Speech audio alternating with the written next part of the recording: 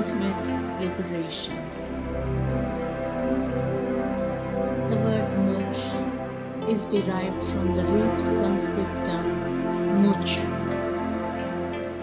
It means to be free, to release.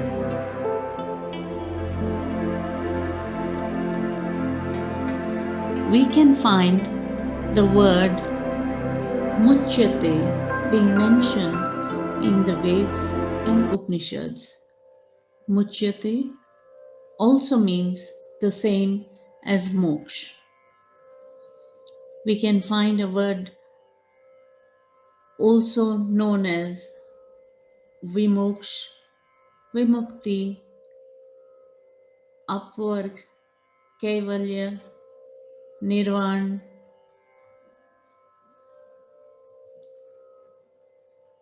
keval, gnan, brahmagnan, brahmastiti. All these words are also known as moksha or mukti.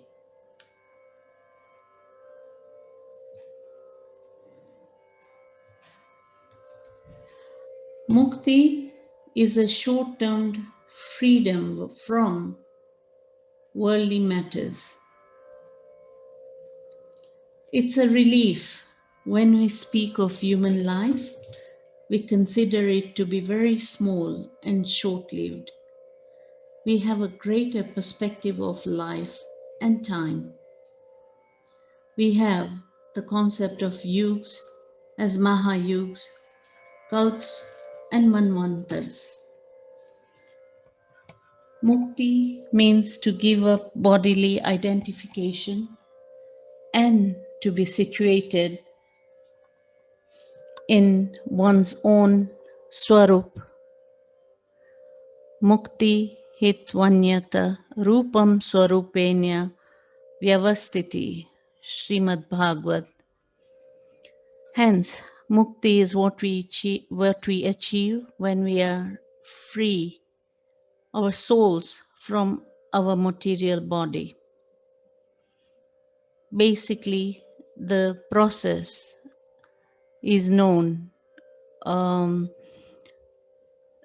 Jivatma to Atman, transformation of our inner consciousness from material to natural soul. This is Mukti. Victor.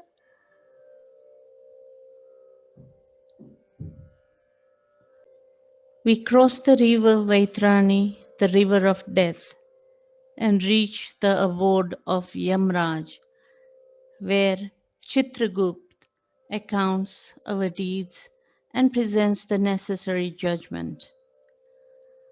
Mukti can also be achieved by revelation of truth and enhancement of enlightenment, like in the case of Gautam Buddha, Swami Vivekananda, Sri Ramakrishna Paramahans. Mukti is when you are free from desires, relations which your existing body has with the material world. That's why when somebody dies in a Hindu family, after the cremation, the funeral, we do Pinddan on the 12th or the 13th day, in which other relatives of the family are freed from the person's soul, from our relationships and attachment, so that the soul that has been a part of our family till now can go and is free for the journey ahead. When the soul is liberated, free from his previous birth, incarnations, it is said as mukti from previous birth. When the soul is still suffering from ashanti or is not liberated, They say they have turned into ghosts. Either way, Mukti is free from the physical body. But moksha, on the other hand, is liberation from the cycle of birth and rebirth.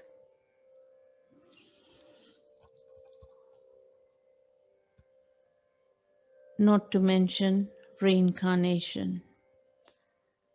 It is said that the soul has to take birth in 84 lakh species on the earth before taking birth as a human.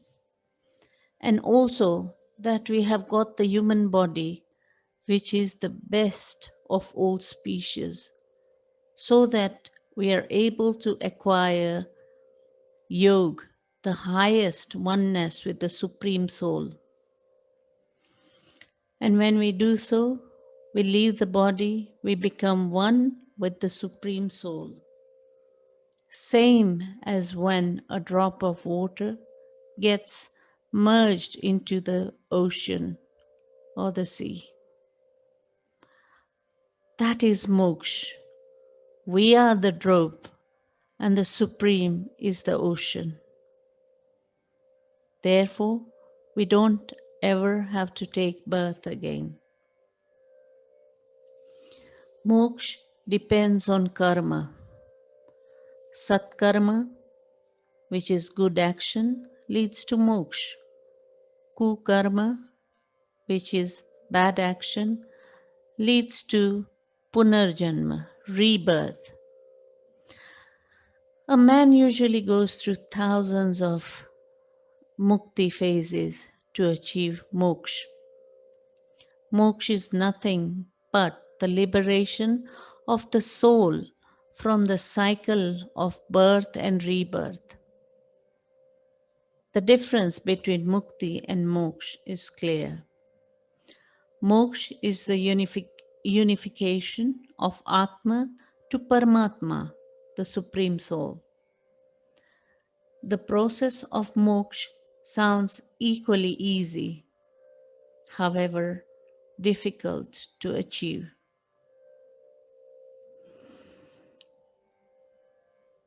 Dharma, artha, karma, and moksha. In the historical development, the concept of moksha appears in three forms: Vedic, yogic, and bhakti. In the Vedic period, moksha was ritualistic. Moksha was claimed to be the result from properly completed rituals, such as those before the Agni Devta, the fire deity, through the yagnas. The significance of these rituals was to reproduce and recite the cosmic creation event described in the Veds. The description of knowledge on different levels: Adi Lokam, Adi Bhutanam, Adi Yagnam, Adhyatma. These help the individuals transcend to moksha. Knowledge was the means, the ritual is application. Knowledge, as we just saw a few minutes ago on Bhagavad Gita, chapter 4, shlok 30 to 33. Now, by the middle to the late Upanishadic period, the emphasis shifted to knowledge and the ritualistic activities were considered irrelevant to the attainment of moksha. This is as per the history. The proto-concept that first appears in the ancient Sanskrit verses and early Upanishads is muchyate, which means freed or released. It is in the middle and later Upanishads, such as Shvetasvara, and Maitri Upanishad, where the word moksha appears and begins becoming an important concept. How can we forget the Katha Upanishad,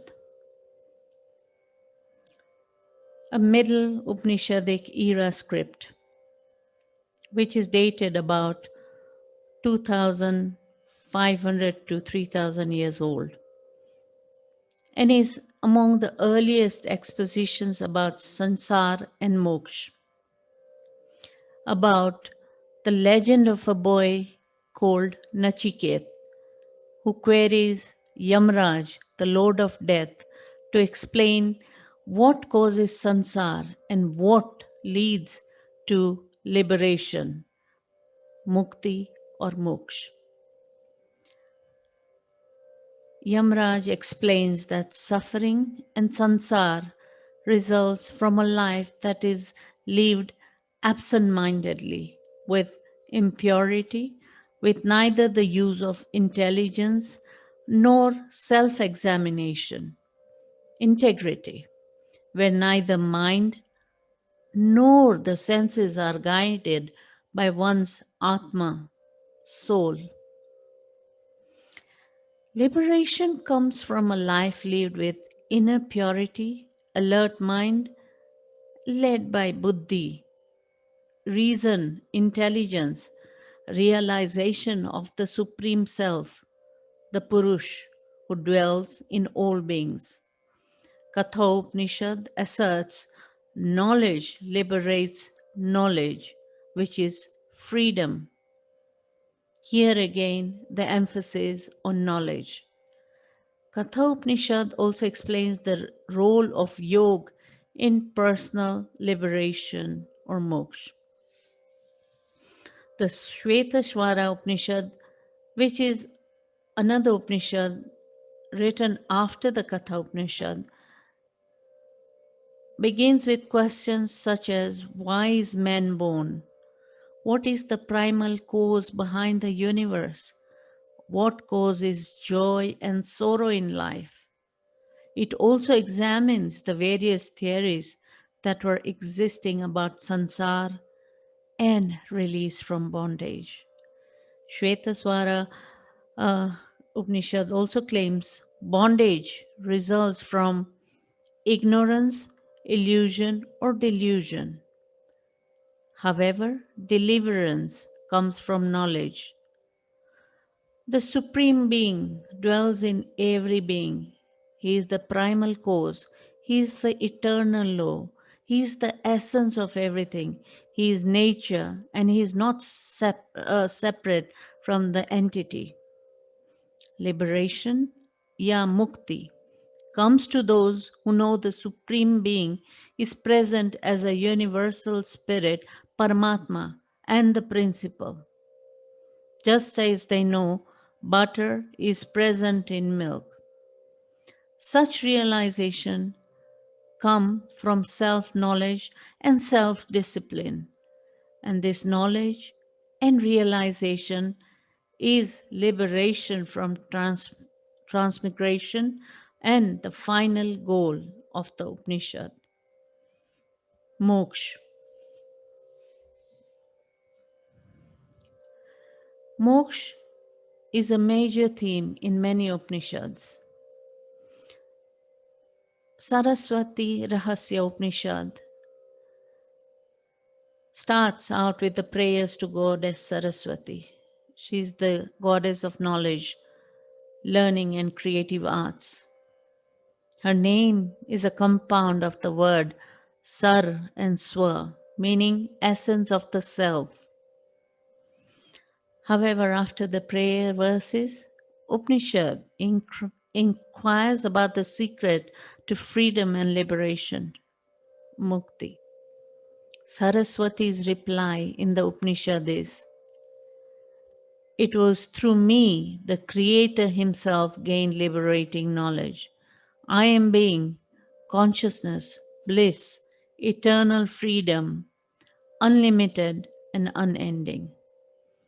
My perfect consciousness shines your world like a beautiful face in a soiled mirror. Seeing that reflection, I wish myself, you, an individual soul, as if I could be finite. In Kali Yuga, the only way to Mukti is bhakti. Shukdevji Maharaj in the Srimad Bhagavad Puran states, in Kali Yuga, objects, places, and even individual personalities are all polluted. The Almighty Personality of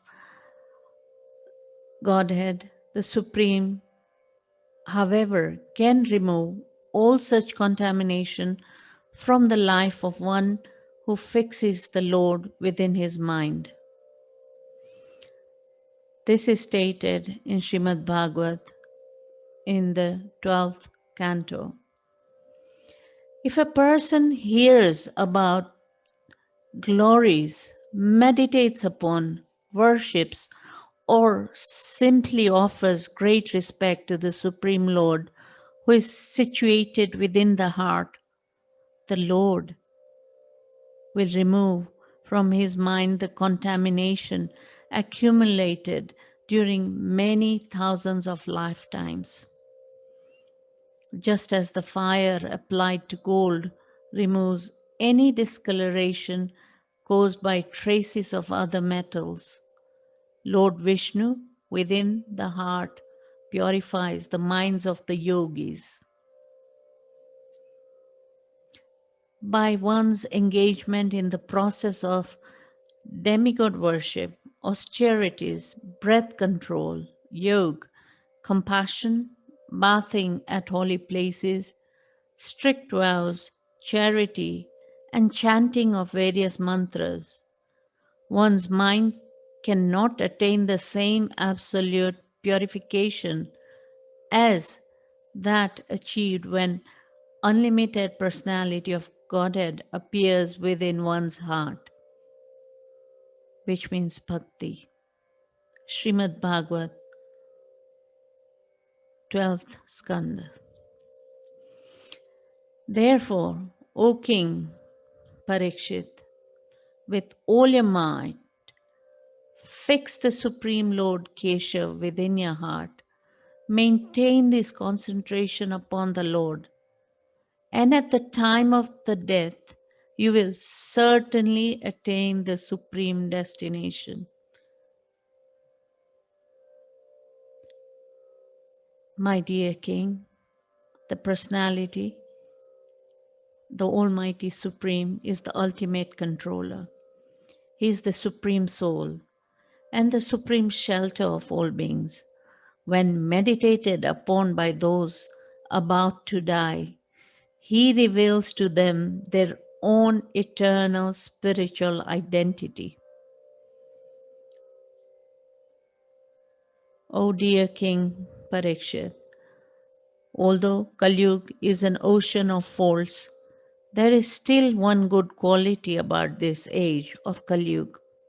Simply by chanting Krishna and his glories or his mantras, one can become free from the material bondage and be promoted to the most highest transcendental kingdom. Whatever results was obtained in Satyug by meditating, in Treta Yuga by performing sacrifices, and in Dwapar Yuga by serving the Lord's lotus feet, can be obtained in Kali Yuga simply by chanting Krishna's name. Shukdevji Maharaj also mentions in Kali Yuga objects, places, and even individual personalities as all contaminated.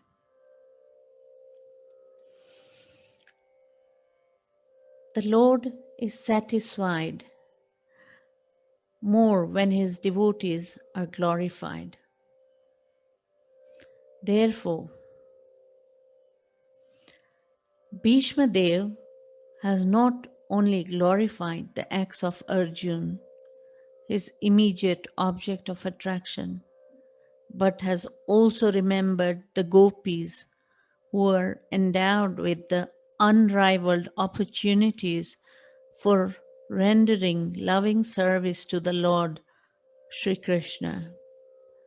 The gopis' equality with the Lord should never be misunderstood or to be like the Sayuja liberation.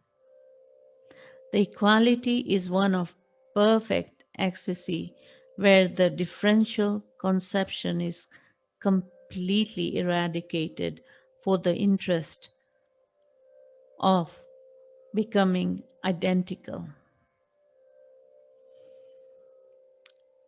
There are loads of examples in Srimad Bhagavat on the different kinds of bhaktis and the path towards the actual liberation. Mahabharata, the Purana, is also filled with wonderful examples.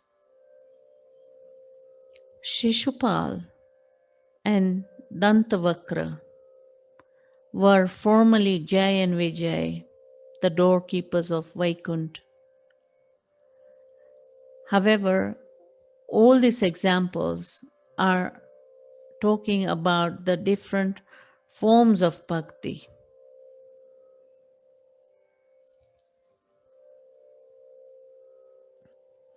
The four purusharths of life, the objectives of life, Kam, Arth, Dharma, and Moksha. Moksha is the one we are focusing on. Moksha is the fourth purusharth, the final goal of the soul, the reason to live, not to survive. It's not for survival, but the actual reason to live. Mukti is inevitable. Everyone achieves it. Moksha, on the contrary, is to be earned through karma or actions. The ancient seers clearly articulated the subjective goals of human life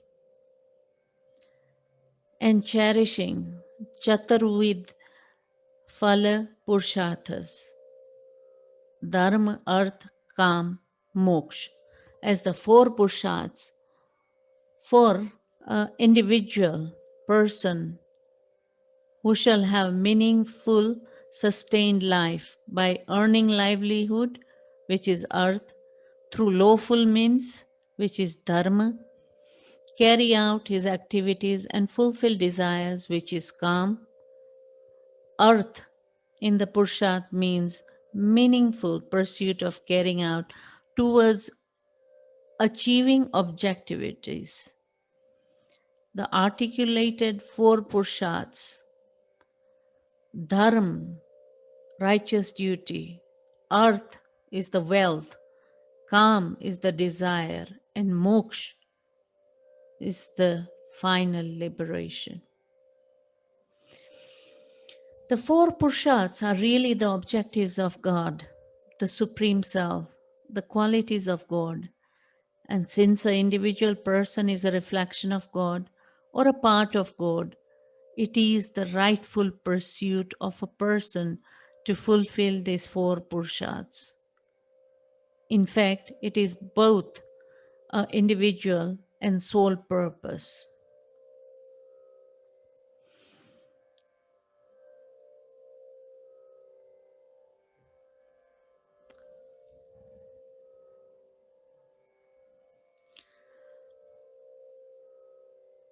Contrary to many severe practices of yoga, for the people of Kali Yuga, we find sublime methods of just chanting kirtan bhakti which provide the same, if not greater, results which can be practiced anywhere. In the present age of Kali Yuga, people are simply too disturbed to sit down and practice the ancient yoga system, which is also one of the ways, but not for Kali Yuga. Maybe a few yogis can still go into the Himalayas, and there are some yogis who sit in the seclusion in a mountain cave and practice a system of yoga. But for the people in general, it is not possible. Nor are there any qualified teachers who can guide a serious student in the process of yoga towards mukti, which is also known as the Ashtanga yoga system. However, bhakti yoga system is much easier, trying to elevate oneself by one's own mental and intellectual endeavors.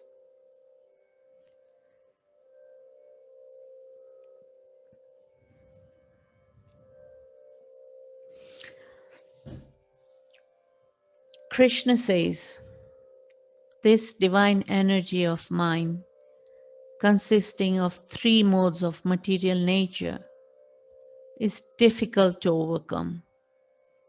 But those who have surrendered unto me can easily cross beyond it.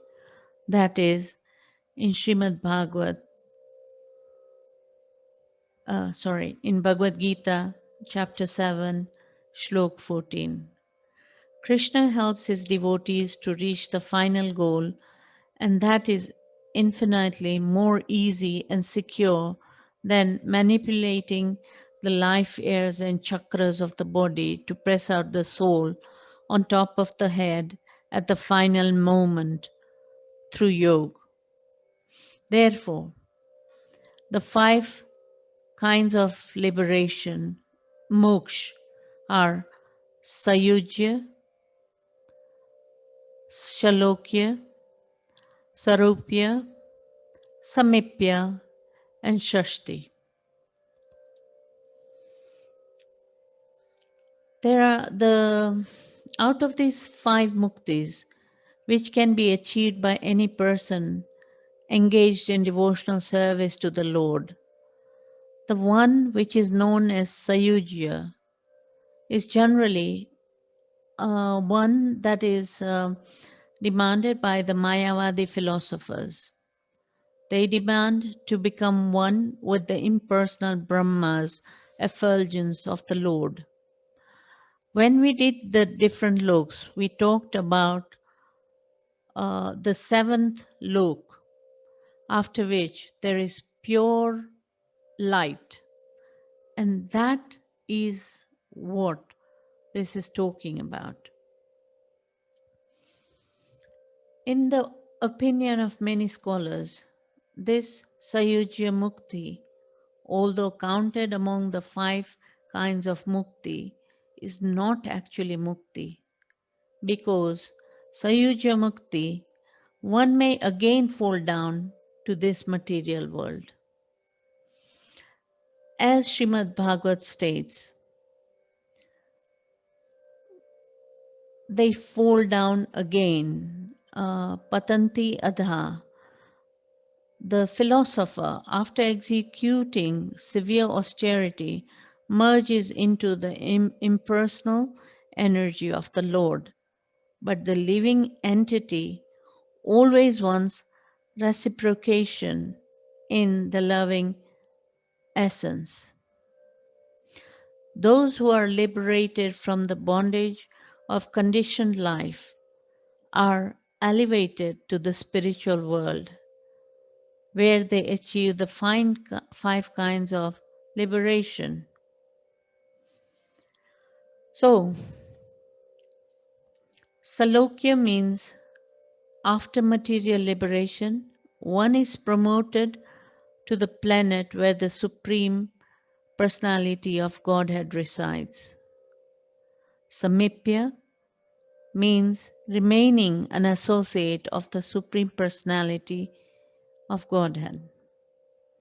Sarupya means attaining a four-handed form exactly like that of the Lord. Shashti means attaining opulence like those of the Lord. Sayujya means merging into the energies, the light of the Lord.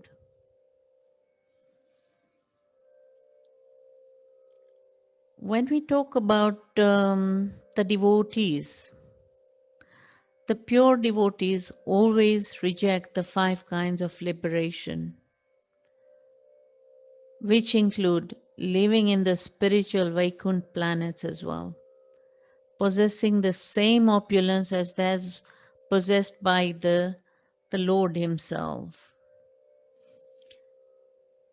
He, that devotee, is satisfied simply by being engaged in the service, seva of the Lord.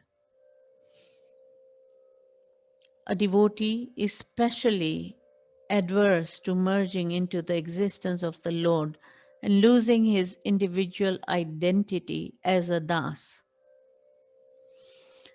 A devotee considers oneness with the Lord to be hellish.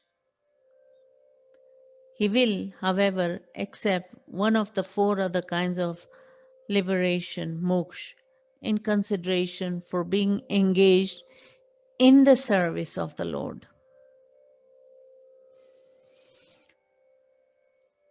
Out of the two possibilities of merging with the Lord, one with the impersonal Brahma and his light,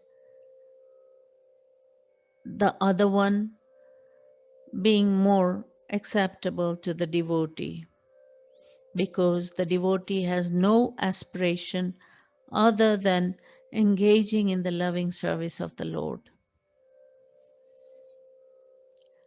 From Srimad Bhagavad, we receive information that in this bodily features which resemble the God, in some of the spiritual planets, God manifests a two-armed form, and in others he manifests a four-armed form.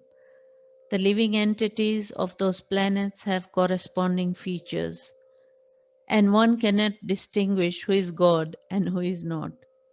This is called Sarupya Mukti, where one has the same features as that of the Lord. Sarupya Mukti is very powerful, and one becomes also exactly like the God, the Swarup in that lok. Then we have Salokya Mukti, which means living on the same planet with the God. And then we have Sarshti Mukti, having the same opulence as God. And you can become as powerful as God Himself. Samipya Mukti also means remaining with God as one of His associates. Example of that is Arjun is always with Krishna as his friend and is called Samipya Mukti. We can also attain any one of these five types of liberation. But out of these five, Sayujya Mukti, which is merging into Brahma Jyoti, is not one of the moksha types that a devotee of the Lord would want. However, it's still a wonderful uh, source to be merged into for all others aspiring into yoga. And in Kali Yuga, the only way to Mukti is bhakti.